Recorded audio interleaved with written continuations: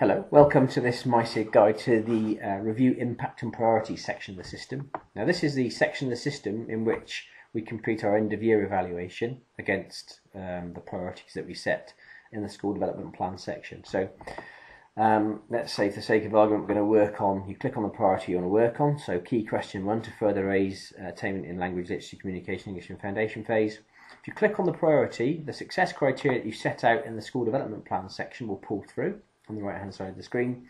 We will then be asked to judge the status of that particular activity, so it might be that we've moved this to amber across the year. You can see then that the box will change in colour as well to reflect the new review, the new evaluation. And then using the success criteria as a guide, we'll complete the evaluation. So the first success criteria here, for example, says to narrow the gender gap at outcome 6 to less than 10% in 2015.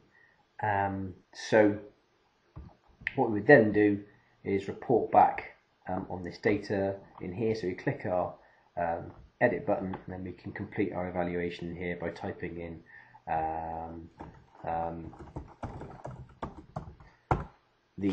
the summary for the evaluation. When we're happy with what we've written in the evaluation section, we can click on done.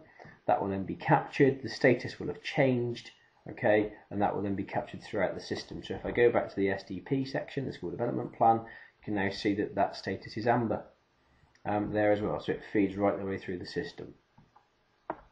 Now, something that's important to understand is that if a priority is red or amber, at the end of the year, when we pull through to the new school development plan, anything that's red or amber will appear in the next year's plan. You can obviously delete it or reprioritise it in terms of the year 1, 2 or 3, but if it turns green, it will not appear on the following year's school development plan, because we'll assume that the target has been achieved. You can of course add other priorities onto the school development plan in the following year. Hope that